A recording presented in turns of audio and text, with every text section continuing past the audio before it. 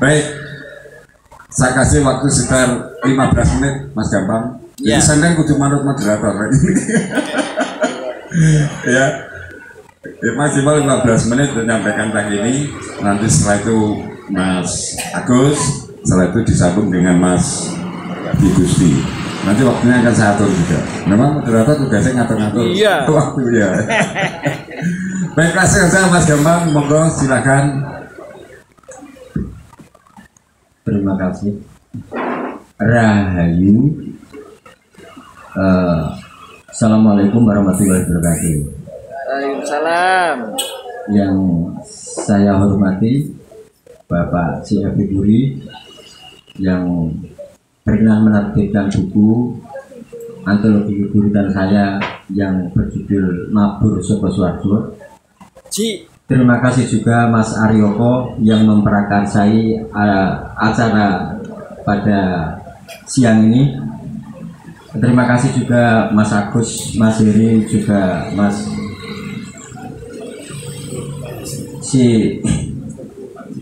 Fauzi Zamzam. Lupa Zamzamnya, padahal saya sudah sering ke Arab.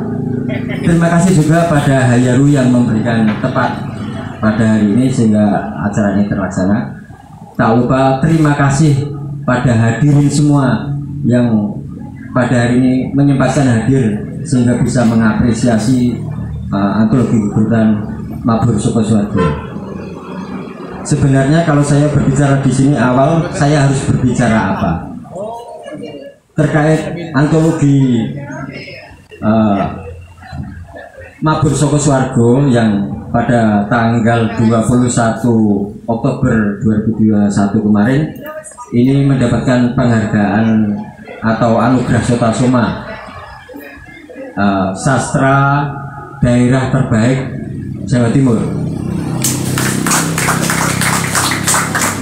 Perlu diketahui juga bahwasanya sastra daerah Jawa Timur itu tidak hanya bahasa Jawa. Jadi bahasa Jawa, bahasa Madura, dan bahasa Osing. Sastra terutama yang sekarang akan dibedah ini adalah antologi geguritan. Ini bersaing, saya katakan bersaing ya karena itu dilombakan. Ini dengan 13 sastra berbahasa Jawa, 13 sastra berbahasa Jawa, yang paling banyak adalah novel dan antologi cerkak. Terus dari Madura, bahasa Madura 3 buku, dan dari Osing itu 1 buku. Jadi walaupun ini bentuknya adalah geguritan, ini tidak hanya disandingkan dengan geguritan-geguritan yang lain, tapi juga dengan novel, dengan cerkak, dan bahkan dengan 3 bahasa sekaligus. Itu yang terjadi di Balai Bahasa Jawa Timur. Kalau saya boleh mengatakan, saya hanya berbicara proses kreatif saja. Jadi menulis itu nanti masih bisa.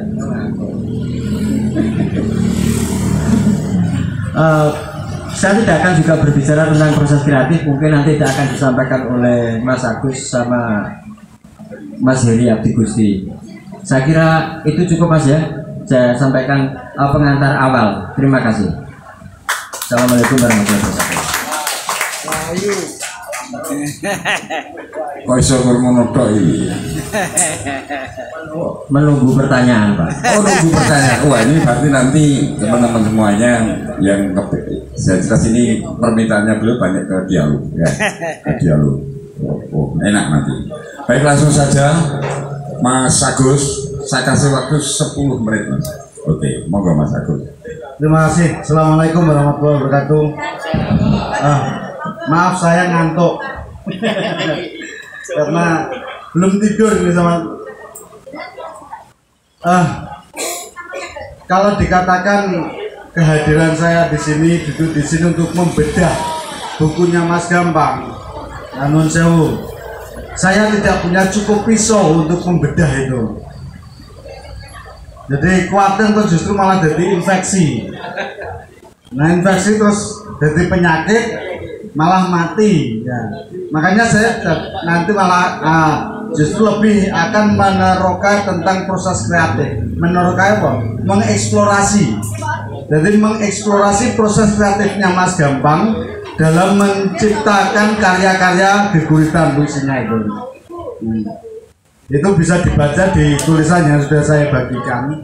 Jadi memang setiap pengarang itu mempunyai proses kreatif. Ya. Pengarang itu tidak terlahir begitu saja. Ini juga masih jadi perdebatan juga. Apakah karya sastra itu hasil karangan atau penulisan dari sebuah kontemplasi atau perenungan? Nah ini silakan nanti ditanya.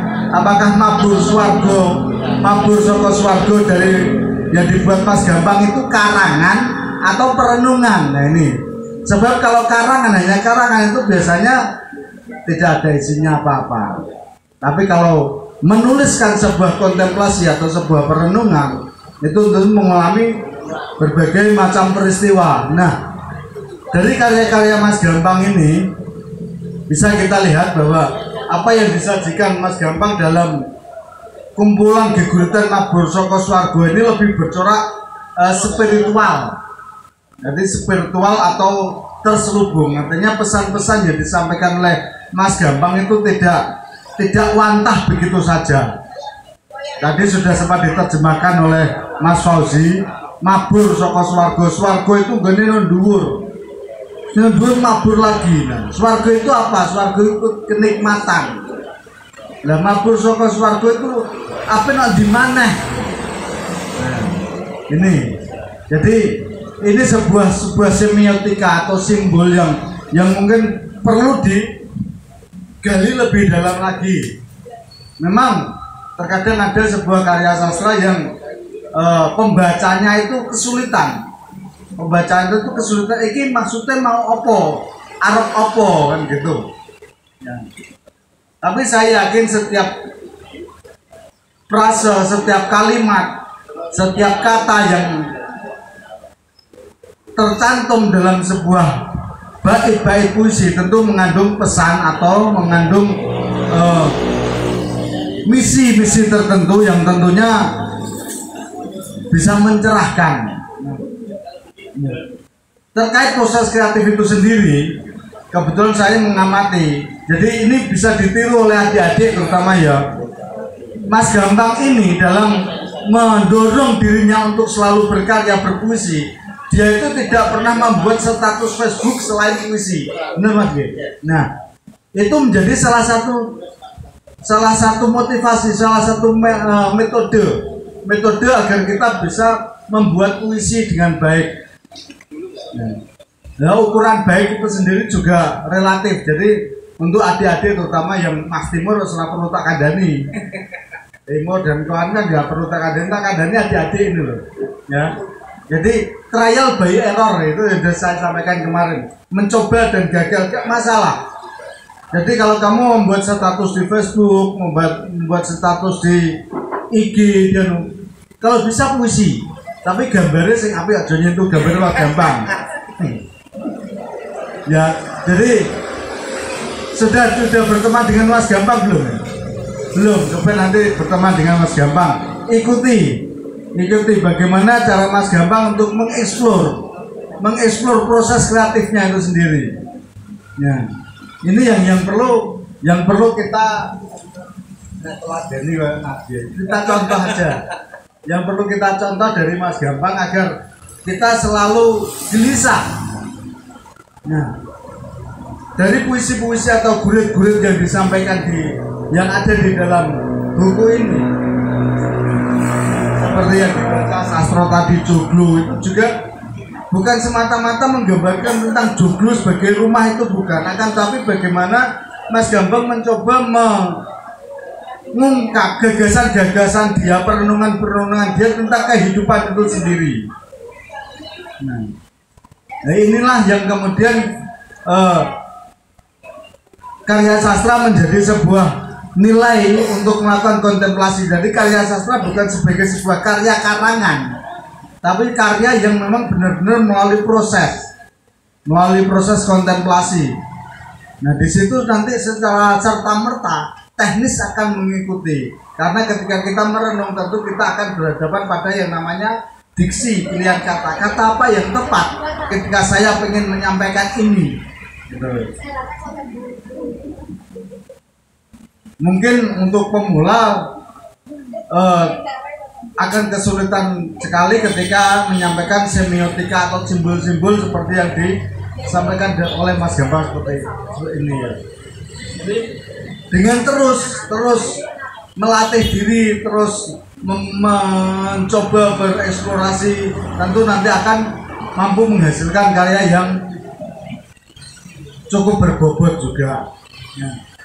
Nah, tapi yang perlu juga dipertimbangkan dalam proses pembuatan karya puisi atau gurit yang ini tentu perlu juga, misalnya kalau teman-teman ya itu segmentatifnya, segmennya itu untuk apa dan untuk siapa. Ya, kenapa buku Mabur Saka Swarga ini terpilih menjadi salah satu karya terbaik karena dia selalu menghadirkan, Mas Gambang mencoba menghadirkan sesuatu yang baru dalam sebuah karya sastra, sesuatu yang sebenarnya tidak diperkirakan oleh orang lain. Misalnya ketika Mas Gambang membayangkan sesuatu, bunyi kriat-kriat itu menandakan sebuah peristiwa yang luar biasa. Kriat-kriat cuilan swarga yang dibaca ayah lagi loh. Terus kemudian ini ada juga tentang gurit Grahono. Nah, Grahono itu apa sih? Grahono itu hanya sebuah proses dari gelap ke terang, misalnya. Dari terang ke gelap ya, proses dari terang ke gelap. Nah, ini bisa dianalogikan untuk sebuah pengalaman batin kamu. Misalnya di sini ono katresnan kang kapisahake dening wektu. Jadi rasa cinta yang dipisahkan oleh waktu itu seakan-akan ketika kamu sedang sangat-sangat mencintainya, tiba-tiba harus berpisah, itu seperti gerhana. Nah, ini namanya semiotika atau simbol, atau di dalam bahasa Indonesia metafora namanya. Saya pikir itu Mas Fauzi, jadi saya tidak sampai 10 menit karena memang seperti yang disampaikan Mas Gambang akan lebih hidup lagi kalau ada proses interaksi, proses interaktif antara audien dengan kami yang ada di sini. Sekali lagi, keberadaan saya tidak sebagai pembeda atau pembanding, tapi lebih kepada mencoba melihat Mas Gambang ini sebagai pemicu untuk adik-adik bagaimana mengeksplorasi proses kreatif sehingga nanti bisa menghasilkan karya. Sebab ini selalu saya ingatkan pada teman-teman, manusia itu berbatas waktu, manusia itu pasti mati, tapi dengan karya-karyanya dia akan hidup abadi melebihi waktu itu sendiri. Terima kasih. Assalamualaikum warahmatullahi wabarakatuh. Terima kasih Mas Agus Sigro. Ya, dan sempat kita catat tadi. Menurut saya garis bawahi apa yang disampaikan Mas Agus. Karyanya Mas Gambang ini renungan apa karang. Dan yang kedua, nilai-nilai spiritual apa ya, yang muncul di karangan ini, di buku ini. Jadi pasti melihat dari ada kata swargo, apalagi mabur dari saka swargo. Nilai spiritualnya sangat tinggi. Saya belum baca karyanya semuanya. Ada yang sudah baca? 1 atau 2 keguritan di antara yang hadir? Angkat tangan enggak Bapak? Kalau enggak ya enggak apa-apa. Yang sudah membaca karyanya dari Mas, oh itu sudah ya. Kalau Facebooknya saya sering Mas. Ya. Jadi saya memaklumi kalau di Facebooknya Mas Gambang itu gambarnya perempuan setengah telanjang. Ternyata terbukti puterannya pun juga ada yang masih kecil.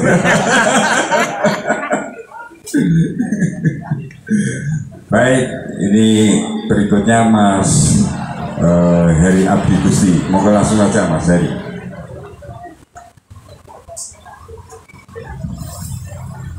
Oh ya, sebelumnya nanti setelah ini ada yang mau main musik biar gak garing. Ini ada gitar. Ada ya, bisa gitar ya. Mas Mintono juga bisa. Nanti satu lagu Mas setelah udah mau. Biar rasanya. Ini teman saya yang ada di ini baru tahu ya. Madura.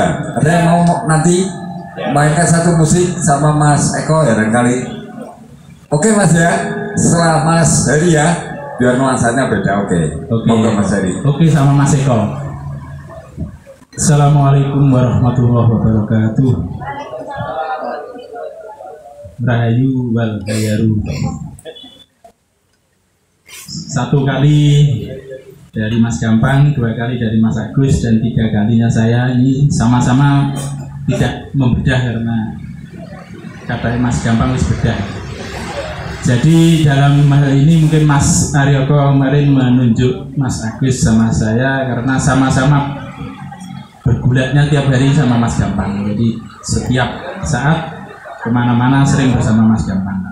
Termasuk proses kreatifnya Mas Gampang kita juga tahu. Bahkan beberapa gurit yang ada di antologi geguritan Mabur Saka Swarga ini ditulis Mas Gampang saat bersama saya. Di samping saya, kadang perjalanan ke Jogja. Bahkan nama saya juga ada di sini, satu judul.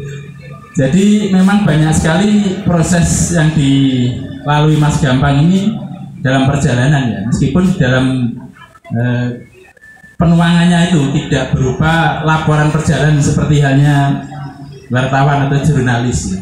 Tetap akan mempunyai roh di dalamnya. Meskipun itu adalah catatan perjalanan yang dilalui oleh Mas Gampang. Jadi dulu waktu ke Jogja nemui kopi di tengah jalan ngopi itu juga jadi puisi, jadi hibrid. Nah di dalam satu genre yang diambil Mas Gampang ini mungkin berbeda dengan yang Besar Bumi ya. Yang Besar Bumi kemarin kita melihat ada banyak beberapa ya dari buku itu isinya yang kita lihat ada dialek Bojonegaran. Kemudian yang ini memang lebih ke Mataraman, tetapi tidak gelami bahasanya. Itu pilihan dari Mas Gampang Prawoto. Jadi gelarnya ini Mas ya. Nah, namanya Gampang Prawoto punya gelar Mas. Jadi Mas Gampang Prawoto seperti yang di judul cover itu. Saya lihat bahwa untuk pilihan tembung lan ukara ya, pilihan diksi ya, kata dan kalimat yang dipakai di dalam buku Mabur Saka Swarga ini lebih ke bahasa yang mudah dicerna dibanding bahasa-bahasa yang Gelamit, Sanskerta, Sanskrit atau kekawi-kawian Jawa kuno. Bukan berarti Mas Gampang Prawoto itu tidak menguasai bahasa itu, tetapi memang itu adalah pilihan dan sesuai dengan karakter Mas Gampang yang juga saya sebutkan macan panggung ya. Sering manggung untuk menampilkan geguritan maupun puisi. Itu sangat klop kalau memakai bahasa seperti yang ada di buku ini. Jadi itu akan lebih komunikatif dan lebih ekspresif di panggung dibanding dengan bahasa-bahasa yang gelami yang sebenarnya juga banyak diambil oleh para panggurit ya. Penulis gurit ya, puisi dalam bahasa Jawa itu namanya panggurit. Kalau kebanyakan panggurit yang menulis secara gelamit ya bahasa itu memang kebanyakan tidak manggung ya. Nah, ini yang satu fenomena kita ambil bahwa Mas Gampang ini dua-duanya diambil, literasinya juga, atraksinya juga.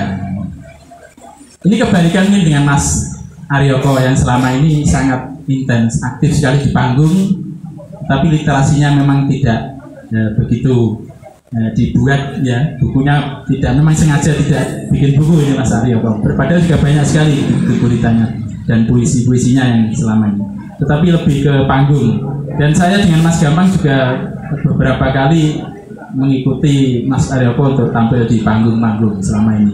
Dan bahasa geguritan yang di panggung itu memang harus lain dengan kalau murni untuk buku. Kemudian saya lihat banyak sekali kalau ini idiom yang dipakai itu suasana pedesaan. Makanya saya sebut bahwa geguritan yang ada di Mabur Saka Swarga ini lebih cocok nggo wong tani bahasanya. Di situ kita temukan ada sapi, sawah, ladang, ada jangan lumbu, iwak teri. Banyak sekali bertebaran di masing-masing judul.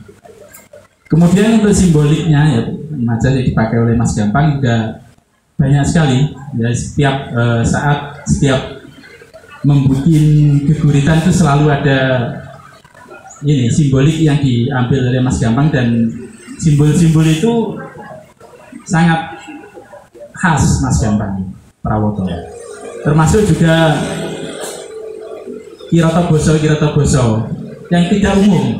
Aku nyebutnya orang umum nih, gaweane Mas Gampang dhewe sare. Tinggalnya apa? Dulu waktu booming telolet ya, ada telolet itu sama Mas Gampang diartikan telo karo bolet menjadi geguritan satu judul. Ya. Telolet, kemudian ada lagi banyak. Ya kalau yang umum kan dubang itu abang ya. Apalagi jemah, jenjem ning omah. Itu kan tidak umum. Kita tahunya baru setelah baca dari buku Mas Gampang. Jadi banyak sekali beberapa idiom yang bikinan Mas Gampang, tetapi juga mempunyai nilai yang dalam kalau kita membacanya. Kemudian untuk dialek dan ideolek yang dipakai juga ada beberapa. Seperti di semua judul saya lihat ada satu kata ming yang dipakai Mas Gampang. Kalau di Mataraman secara umum kan mung. Ini di setiap judul yang saya baca di Mabur Saka Swarga ini Mas Gampang Prawoto memakai ming. Itu mungkin lebih membumi di Bojonegoro ya. Ming, ada lagi kabua. Kabua itu buak, wong kene biasanya kan buak ada. Kalau di Mataraman literasi bahasa Jawa, sastra Jawa itu memang memakai Mataraman secara umum. Jadi tidak berlaku dialek masing-masing daerah. Meskipun Jawa Timur, Jawa Tengah sama, termasuk Udayono atau kalawarti bahasa Jawa, ya, bahasa Jawa, majalah bahasa Jawa yang terbit di Surabaya pun seperti Panyebar Semangat dan Joyoboyo itu juga memakai kaidah Mataraman, jadi bukan Surabayaan, ya, tetapi memakai bukan rek dan yang lainnya, tetapi tetap memakai kaidah sastra Jawa yang berlaku selama ini baik di Jawa Timur maupun Jawa Tengah, yaitu Mataraman. Kemudian untuk yang lain yang diambil dari buku ini tadi banyak sekali, juga simbolik yang saya sampaikan tadi yang kadang juga tidak bisa kita cerna secara langsung, harus dengan pendalaman. Bahkan juga kalau gak kenal Mas Gampang ya raro karwe. Jadi kalau saya lihat tuh sehari-hari kudune iki kudu turu nih Mas Gampang. Ora turu tapi ora kelon ya, tapi turu. Harus pernah tidur atau ngobrol dengan Mas Gampang agar tahu maksud yang ditulis itu ya, yang ditulis dalam sajak atau di dalam persajakan ya, gurit dalam Mabur Saka Swarga dan atau sebelumnya di Besar Bumi. Jadi kita sangat mengapresiasi dan selamat sukses untuk seterusnya ya, selain yang tahun 2014 itu ya Besar Bumi, sekarang Mabur Saka Swarga sama-sama meraih penghargaan Sutasoma. Padahal juga 2 kali ini ya Mas ya, dicetak antologi tunggal dari Mas Gampang, dua-duanya mampu meraih penghargaan Sutasoma. Ini adalah prestasi dari Mas Gampang pribadi dan juga Sanggar Sastra Pamarsudi Sastra Jawi Bojonegoro PSJB yang sudah berusia tua ya, tahun 1982 itu dibentuk, yang sekarang tetap masih diketuai oleh Bapak J.T. Guri ya. Saya kira itu untuk sebagai pemicu juga pelecut semangat generasi muda Bojonegoro.